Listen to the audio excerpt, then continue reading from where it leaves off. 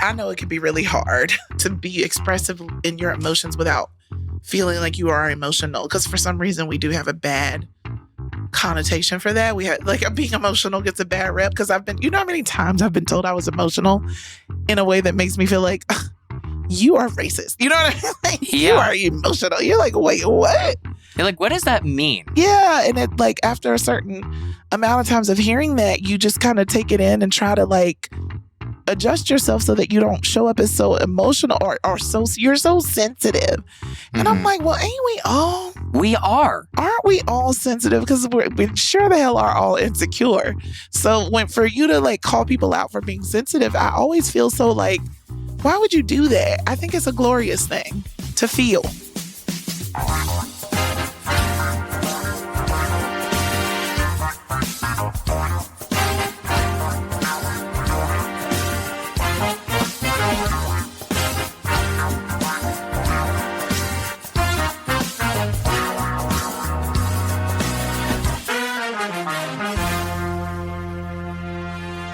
What's up, everybody? Welcome to Normalize This, the show where we discuss whether or not ideas, trends, and behaviors should be normalized in everyday society. My name is Adam Rippon. And I am Danielle Young of Society.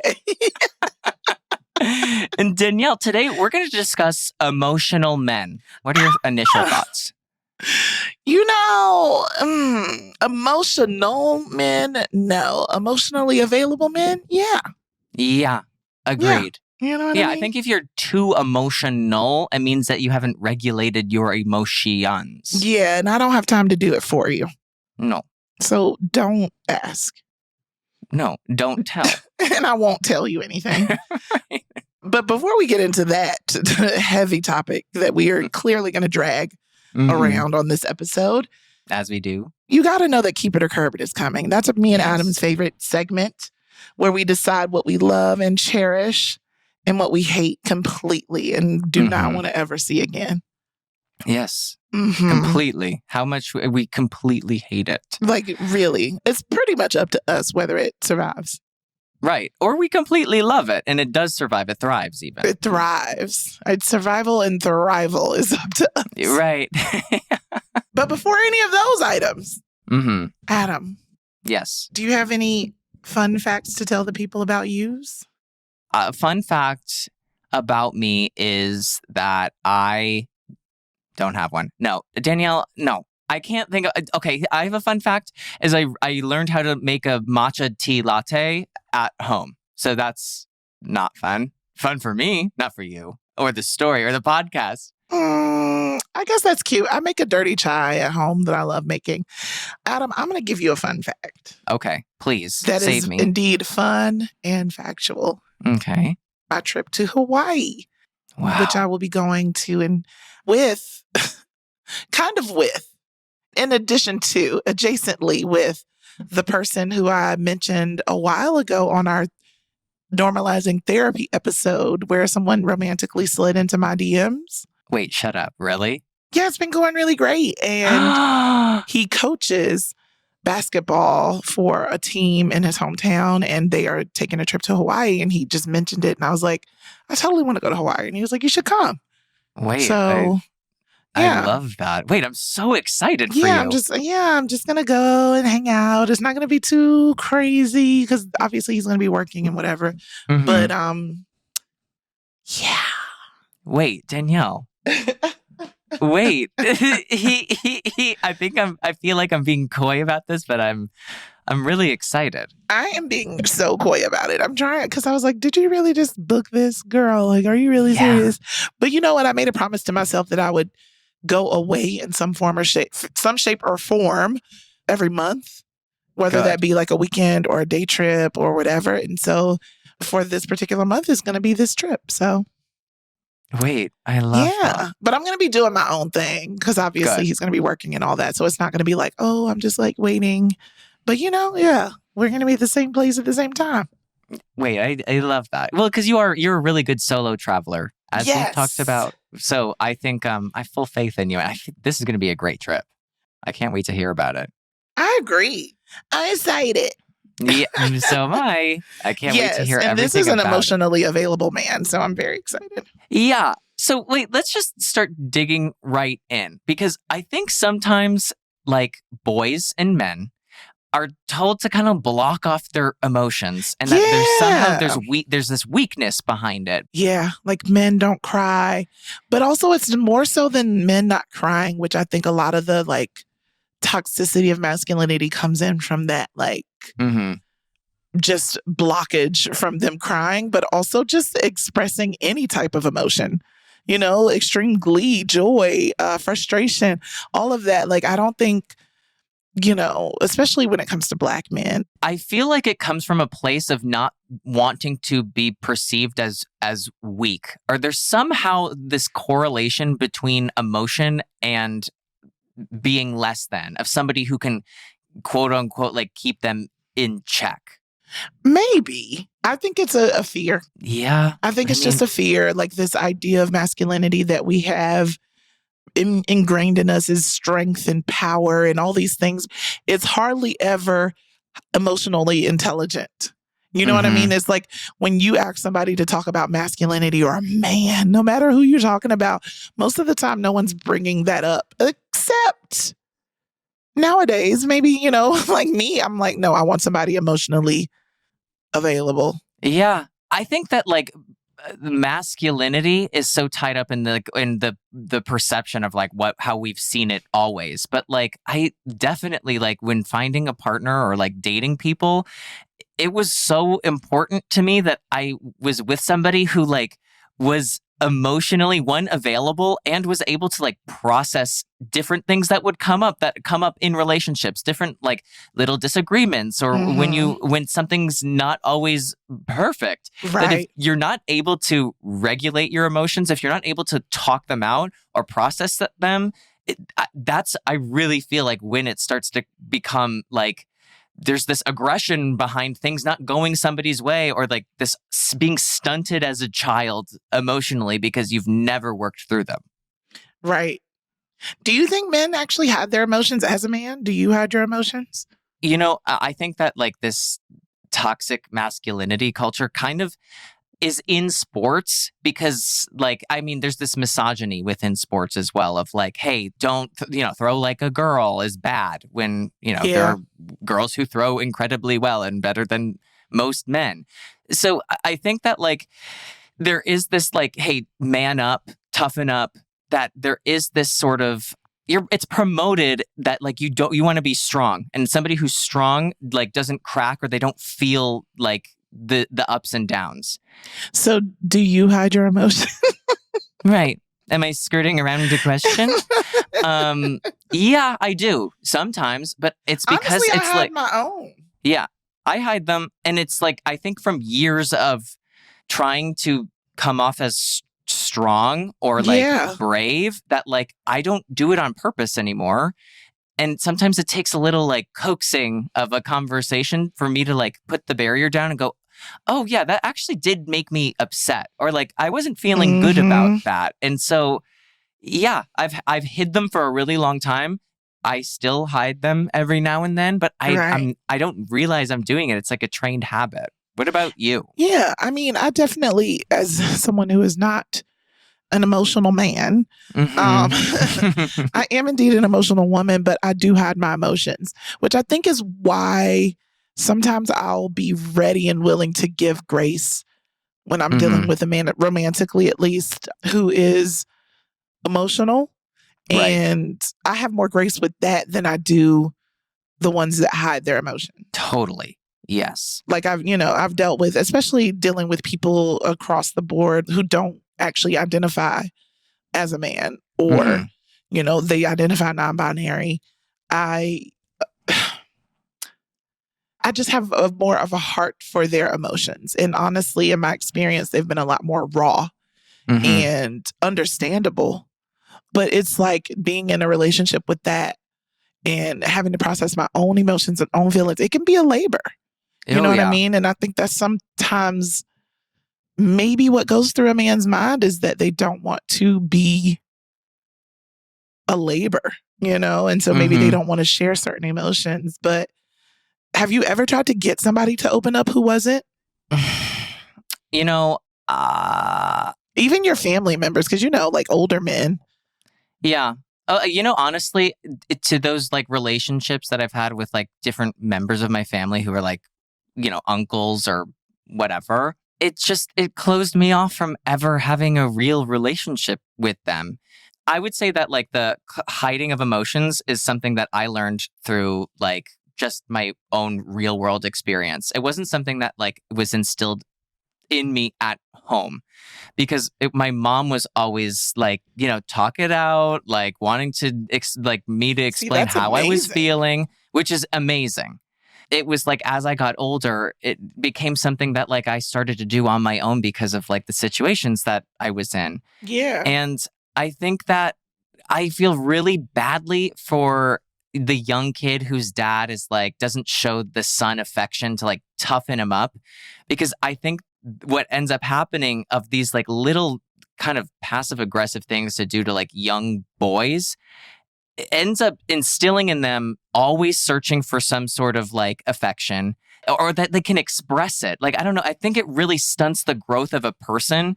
And to the people who in my life who were older than me, who I felt that like stunted growth, it just made me not want to open up to them, because it felt like they wouldn't understand where I was coming from. And I don't know. It stopped me from having probably good relationships. Oh, of course it does. Because emotions are just vulnerability. And honestly, The vulnerability is the thing that any relationship is made of. It's the thing that bonds you. It's the thing that keeps you in that type of exchange. And I think it's really hard when you're dealing with people who don't want to tap into their actual emotions, because you're dealing with, to me, it feels like a blockage, a frustration. It feels like, you know what I mean? Like like a what do you call that? Like misdirected anger and in the midst of it, it's hard to deal with, because you're just thinking, this person's just not nice, or they don't understand me. Right. And honestly, they're battling their own ish. So I know I have lost several relationships, or have left several relationships over people not being emotionally available to me, but also vice versa, of me shutting down. And that's why, like, in dealing with this person, like, he's really shown me patience and kindness about my own emotional, like, I will withdraw.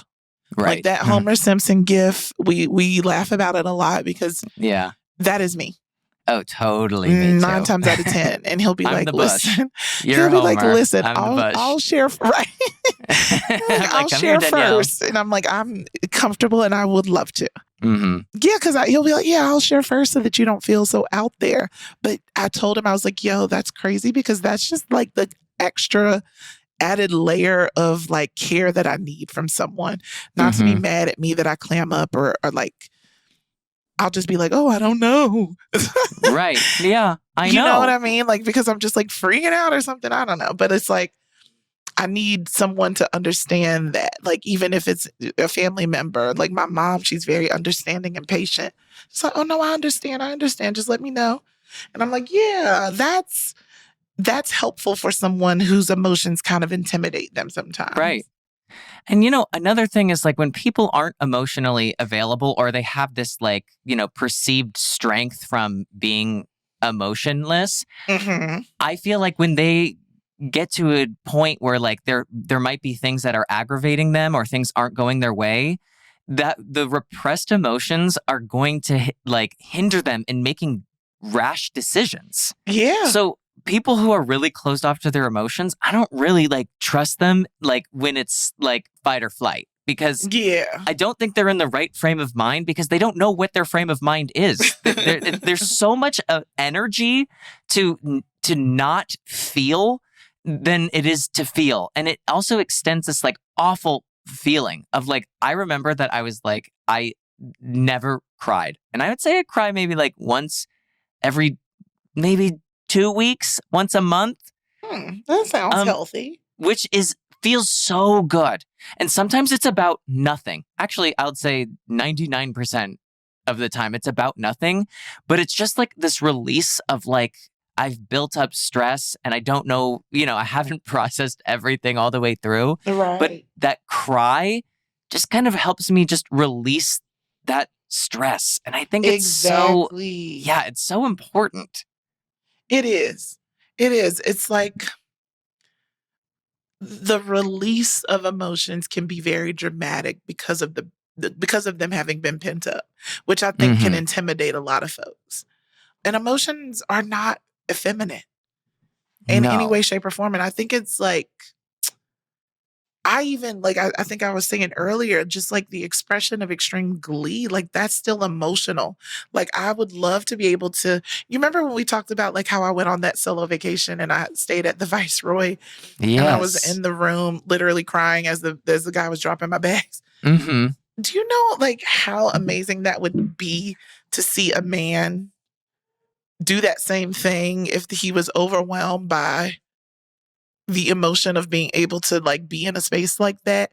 And I think so many people would probably be turned off by that expression of emotion and glee and joy. Right. But I look for that. Yeah. I mean, I do too, because it means that you're fully present, because you can't be fully present if you're worried about how you're being perceived, because it's also this like fear of perception.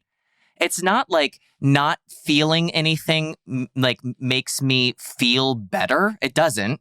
But like repressing that in front of people specifically is a practice that like you've repeated, that now when you're on your own, you also can't feel those emotions. And so you feel void of them. And there's this like subconscious of you that's telling you not to feel. So you're battling that and you're not fully present in what's happening. You're fully present in that hotel room when you're crying because you're taking it all in, right? Yeah. And you remember how like when you were a kid, they are so emotionally unfiltered. Like if they are upset, they will cry out, they will scream, they will, if they are excited, they are just laughing, their mouth fully open. Like kids are just like expressions of just emotion at all times. And like somewhere along the way, we kind of lose it. Or like to your point earlier in the episode, like a lot of men aren't like, as little boys are taught to ignore it or to not behave that way. And so it's just like, dang, we do get to be like, we go so far away from expression the older we get sometimes. Which doesn't make sense, because it feels like as you get to know yourself more, I mean, it makes total sense because it's something that we all do, but it's I think all rooted in this like fear of perception of like, what are they going to think of me? Because when is the last time that you were so supremely frustrated that you screamed out and cried? You know what I mean? Like maybe you shed a tear, maybe you just, got upset or whatever, clenched your fist, but like screamed. Like the way a kid would if you took away, his iPad. Right. That makes me want to scream right now. Maybe not for them because they're not thinking about it, but if for us, it's satisfying. Right. No, it's a it release. Can be really satisfying. Yes. But it could also be perceived as emotional. You know what I mean? To carry that type of stuff around and to like let that go in that way and to be that open. I think another thing, like, which is, I think the scariest part of these like repressed emotions is that I think especially men create these coping mechanisms of how to deal with their emotions that aren't emotional. And sometimes it can be like really like aggressive, mean comments to certain people. So because there's no way that you can repress it forever and bottle it up. It has to come out somehow, and it can come out as something that's violent. It can come out as something that's like just mean. That is real. Or putting people down, like, or that's depression, the thing. Anxiety, wanting to take your own life. This stuff happens from not feeling. You know what I mean? From not being able to properly express or properly process certain things. And it blocks you off from having like meaningful relationships too, because I think like if you've repressed your emotions, you're set in how this should go. And if somebody's feeling a certain way and they bring it up to you, and that doesn't align with how you process your own emotions, which is not at all, there becomes this riff where it's like, this is the way that it is. It's this way. Sorry. Like, I'm in charge. Exactly. But it's like, listen, I know it can be really hard. Yeah. To be to be expressive in your emotions without feeling like you are emotional. Because for some reason we do have a bad connotation for that. We had like being emotional gets a bad rep because I've been, you know how many times I've been told I was emotional in a way that makes me feel like you are racist. You know what I mean? Like, you are emotional. You're like, wait, what? You're like, what does that mean? And I've tried, and it like after a certain amount of times of hearing that, you just kind of take it in and try to like adjust yourself so that you don't show up as so emotional or so you're so sensitive. And I'm like, well, ain't we all sensitive? Right. We are. Aren't we all sensitive? Because we sure the hell are all insecure. So for you to like call people out for being sensitive, I always feel so like, why would you do that? I think it's a glorious thing to feel. Oh, it is. And also to like learn about our emotions, because sometimes like as I can be really sensitive too. I also like can have a thick skin, whatever. Do you know what I mean? Like being sensitive and having a thick skin, it's like, what does that even mean? I think it means just like I can have you both. are able. Yeah, you can have both. And it's also you have tools to see through something and not take things personally because you've like worked through that yourself. Like that's what it is. Yes. But I want to be able to express when I'm whatever feeling I'm feeling. Right. Without being told that I'm too emotional or too sensitive or whatever. That doesn't make me feel like I want to open up. And that's why I end up clamming up sometimes when it's like situations where I need to be vulnerable intimately because I'm like, oh, people call me sensitive. You know what I mean? So it's like, I totally know what you mean. Because sometimes when, like, if I'm not feeling something, that's when I start to like hold everything back. And I think like, oh, I'm acting normal. When really I'm like, I look like I have something on my mind, but like I can't even like verbalize it yet because I've put up that like wall. Exactly. I put up my own wall to my own emotions. So I can't even get into them sometimes. Right. I feel that so deep. That is like the very cyclical combination of like you trying to be emotionally mature, but also like, fuck y'all. Right. I know. It's like unlearning things that you've worked so hard to like learn that you're like, oh, that's not helpful. At all.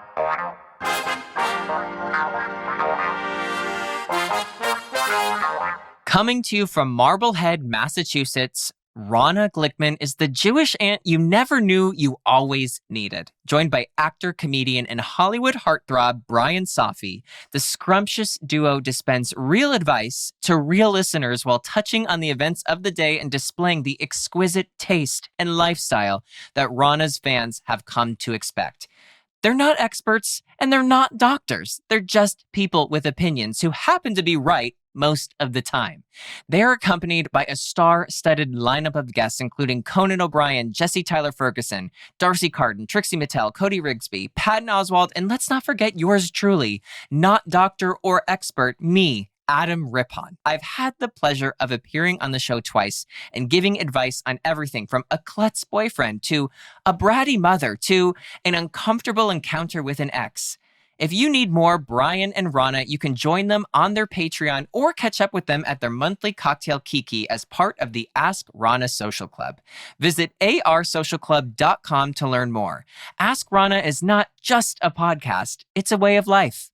Elevate your existence every Tuesday with Ask Rana with Rana and Brian, wherever you get your podcasts.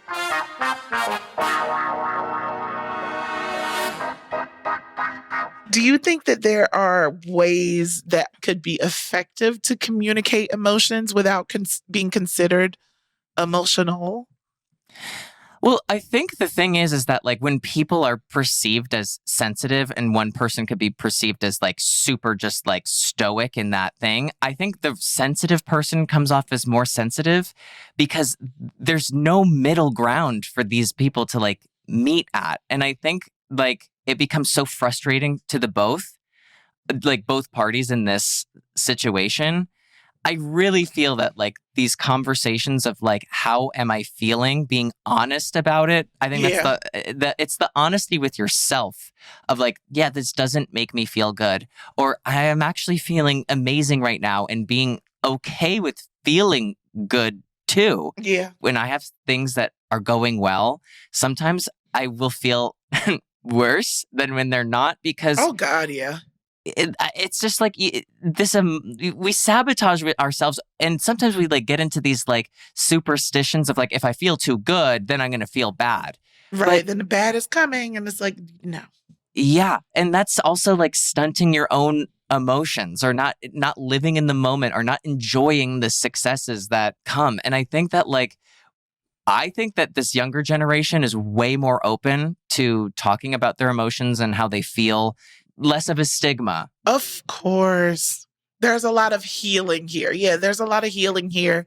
They have grown weary of the way that things have been kind of status quo for so long. Right. Of, men do not do this. Men have to be this way. And it's like, nah, I'm carrying around too much hurt.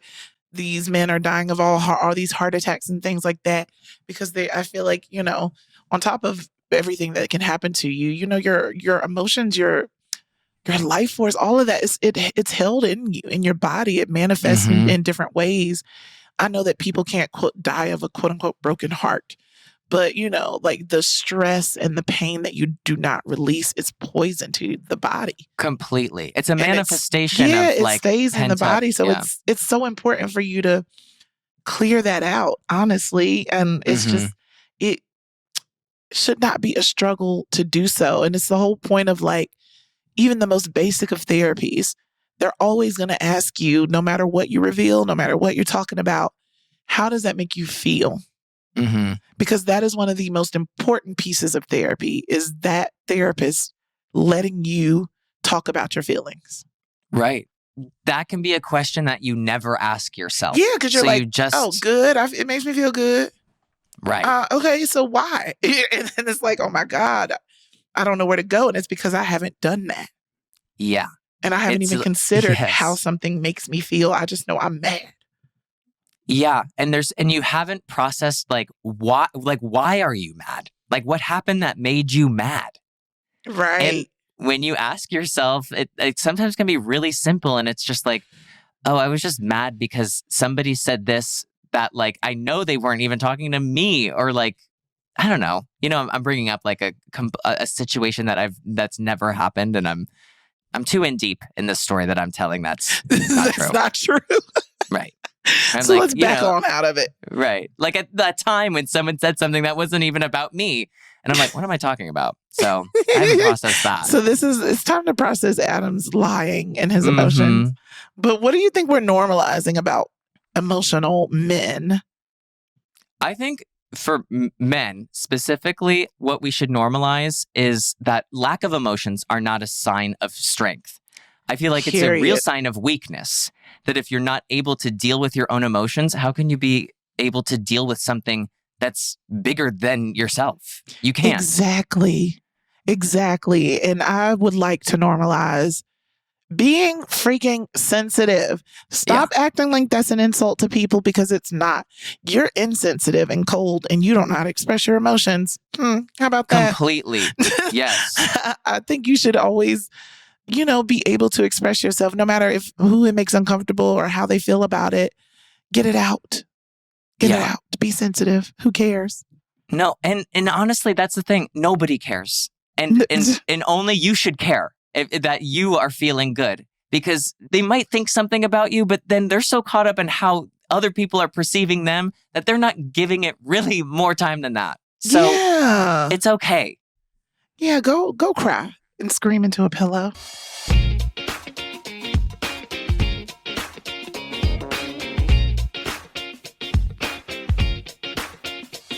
I am going to scream into my microphone right now because I'm ready to play Keep It or Curb It, Danielle. I'm ready to play too. Okay, so for you first-time listeners, this is the segment where we take a really good look, a microscopic look. If you will, and if you want, we're going to do it anyway. So this is when we're going to take a good look at new social trends, and we're going to decide if they're worth keeping with a K or curbing with a C. Okay? In case you didn't know how to spell. Right. I mean, does that begin with a K? You could curb it with a K.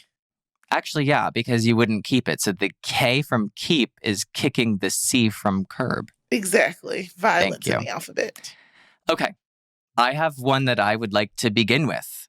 Let's do it. Okay.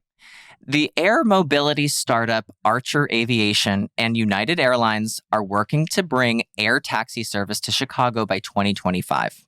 Okay, air taxi. All right. The planned service will run between O'Hare International Airport, and it's going to run like via a United hub, and Vertiport, Chicago. So that's a helicopter facility about 3 miles west of the city's South Loop. I don't know. That's just for helicopters. Right. Like words are coming out of my mouth and I'm going, I don't understand this. Get to the part where I understand. So hopefully this could be it.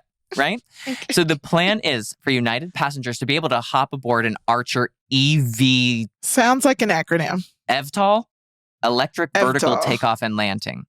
Oh, because like helicopter. Okay. So it's for a 10-minute cruise to O'Hare. So that's a trip that can take up to 45 minutes depending on the traffic. So these air taxis sounds like champagne problems. Yeah, it really does. Right. Because they're saying the air taxis are cleaner and quieter than traditional helicopters. Okay. First of all, Danielle, I'm so out of my depths here. I've never been in a helicopter. I've never thought of taking one as a taxi. I'm not qualified to answer this. This is a champagne problem. It's such a champagne problem. Yeah. If you've ever considered, I wish I could just get a helicopter to bring me, and you were being serious, right. I can't. Wait, you're not joking? Oh, okay. Right. So a helicopter. Are we keeping or curbing air taxis? Yeah. Okay. I'm curbing it, but I'm also like, should we do it? Danielle, I'm curbing it because, like, who cares about your rich problem of needing 45 minutes versus 10 minutes to get to the airport? Like, stop. Yeah, stop. Curb it. Curb. I'm done. A hair taxi? No, I don't even want to take another taxi. I don't even want to take a real taxi. Right. I'm walking to the airport because I don't have that kind of. I'm just playing. Well, let's put this in a bracket that maybe we can understand. Okay. This next keep it or curb it. All right. So imagine. You're on vacation with your friends, and you've got an Airbnb, okay? And it's time to choose the bedrooms of who's staying where, okay? But apparently this tends to unfold in two ways, okay? One of two ways. Either a couple gets the biggest room, or the person who books the trip in general gets the bigger room, leaving everybody else to fight over the rest of the room. Or it's first come, first served, and no one's talked about it before the trip. You just walk into the house like old school real world and you just find your room. Right. Anarchy. Yeah, I'm like, whoa. Yeah. Because anytime I was like, I'm going to be on real world and I am going immediately to find my room. Y'all can talk. I'm going to go find the best room. Yes. But either way, when it comes to choosing rooms, both of those ways can be a disaster. And there could be, like, during the trip, secret resentment. You know, like there was maybe a clawfoot bathtub in one room and somebody really likes baths and brought bath bombs, but they have a room with just the shower. And now, you're just mad at them the whole trip. But instead, there should be maybe agreements beforehand that the person who project managed the trip gets the first pick and then y'all go from there. That way you could put together a group vacation and it can be not crazy when it comes to figuring out everything, right? Right. Because it can be hard from the dates to the house itself, to the reservations, to chasing down people who aren't responding on the group text, because we all know how that goes down. And if you played a more massive role, it's good that you get that choice because basically it's a cost-free way to show appreciation to the person that put everything together. Right? So Adam, I ask you, are we keeping or curbing whoever makes plans to travel and executes plans gets first dibs on the rooms? I'm gonna lay it all out there for you right now. Yes. I feel like I'm at a point in my life single or not. Think about that too. Whether you came with your boo or not. I think that I'm at a point in my life where, like, if I love being home. Okay. I love my home. Adam's like, I'm not even going. Right. I love my home. I love my bed. And if I'm going to go somewhere, I'm not going to go somewhere where I'm going to sleep worse or whatever. So I know that when I go and I'm traveling with friends, I don't care for sharing a room, but like if I'm with my husband, we'll share a bed. And if I'm by myself, I just don't sleep well when somebody else is in the bed. Right. So I'm at a point where it's like, if we're staying somewhere, I need to have my own bed. And I'm sorry, I can't sleep with somebody else. I'm just not going to sleep at all while we're there. I know that. And so I know that like and I also am a believer that like if we're all going in, let's just split it evenly. I think that like it's so crazy and it's so everybody's gonna get mad that like I'm like, this is crazy. Just do whatever you want. When someone's like, okay, I'm going to split it up where it's like, I'll pay more because I did this, or you'll pay more because you ended up being in the bigger room. I'm like, no, we're all staying at the same house. I don't like that. I think I don't know. I don't like that. I think everybody should pay something even, and I'm not willing to go somewhere where I have to share a bed. That's where I'm going. First of all, when you were talking about the sharing bed, I was like, what? I know it's like high school seniors Who's even doing to that? Yeah, well, I have friends that wanted to do that. So, and I went, no, I'm not. Absolutely not. I'm not friends with that. And the friendship was over. Because what? I am 40 or 50 now. I can't be sharing a bed if 40 we're not. Or 50. Pick your poison. Right. I can't share a bed if we're not sharing a bed. No, because I think if you're doing Airbnb, you make sure that everybody's like, what do you want your arrangement to be? And if you can't find that house, then they don't go. And some people get cut. Yeah, exactly. Or you just prearrange it. Because like my birthday, I had this big house because I was mostly, now that I'm 40 or 50, my friends are in the same age group. I'm not 40 or 50, y'all. It's just a joke. Right. But I don't want any of my friends to have uncomfortable accommodations. So if I'm inviting 10 people, I'm looking for, the amount of bedrooms that'll suffice and all of that. And so I ended up having an extra person who, had to sleep on the couch. And I was like, oh, this is the only person that's paying a different amount. But everybody else is like, this is what it is. Right. But I'm going to keep the person organizing the trip getting the bigger room. That's just standard. And if you're a couple, like, hopefully all the beds will be at least full and above, so it won't be any problems. But sometimes, in these Airbnbs, there's like bunk beds and twin bed setups that are weird. So I get why people will be like, oh, I hate this, but like, don't come. Yeah, agreed. And I'm totally with you that like if you had a setup where everybody's in a bedroom or everybody has like their own bed and there's a person on a couch, I think that like that's great. That's when I'm like okay with it. But most Airbnbs, the couch is usually also considered part of the sleeping arrangements. Mm-hmm. You know what I mean? Because most couches are like pull out or whatever. But I think that the person organizing needs to get the room that they want. Or if it's whoever's birthday it is, like if you organize a trip for the birthday person deserves the room because it's there. You know what I mean? Yeah. I'm on the same same page. Well, Adam. Yeah. Can you believe that Danielle, we definitely powered through this episode? I feel like the people that listen are like, wait, this is too fast. This better not be the end. Well, you know what? I just feel like we were really efficient because we've worked on our own emotions. Yeah. And because I've dealt with many of an emotional men, I think not that they're one note or anything. No, but, they are. Unemotional men or emotionally closed off men. It's like, it's not much that you can drag out of that because it's like, sir, it's up to you at this point. You got to pull it together. You got to pull it together and pull them emotions out. Get the demons out. Yeah. And there's nothing strong about not expressing how you feel. There is no strength in that because it limits you from the experiences you can have. Exactly. All of that energy that you're putting into appearing strong, you could put it into enjoying what you're actually doing. That's it. It doesn't have to be difficult or strenuous or anything like that. And I think if you can just lean into like childhood you and how emotionally free you were then, hopefully you were, and not stifled or told to stop crying. Right. Yes. But honestly, another one of those much needed conversations. And I love that we were allowing ourselves to be open around the topic of emotions, especially when it funnels through men. Adam, what do you think is your favorite takeaway?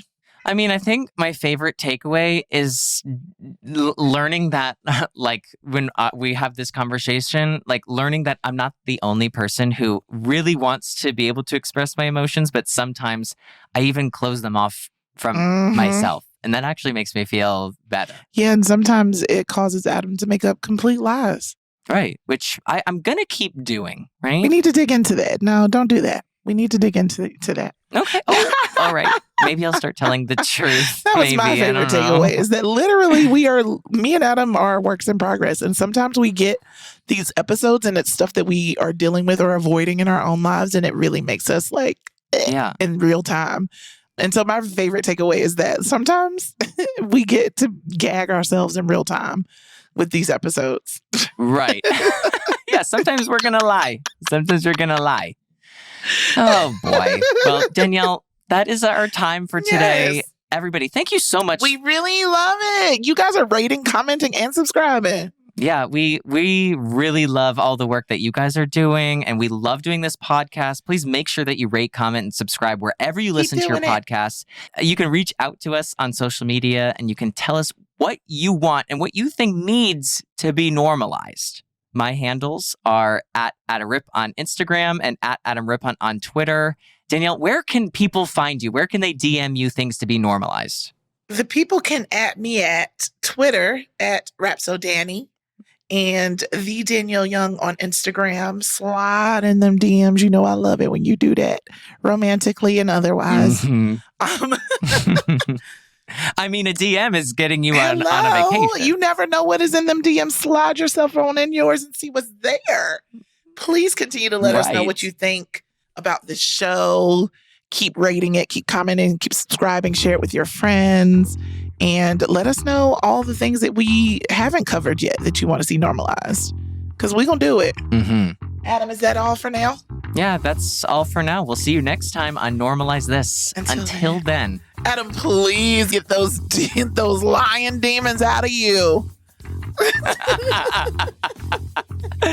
Yeah, okay, we'll see you next time. Maybe I'll be a truth teller by then, I hope.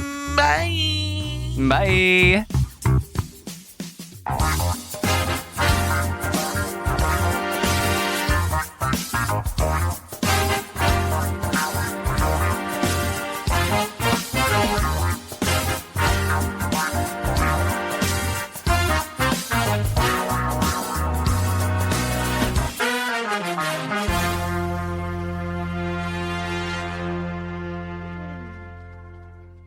Hey, listeners, we want to hear from you. Make sure you're following @MakeSpringHill on all platforms for weekly show updates.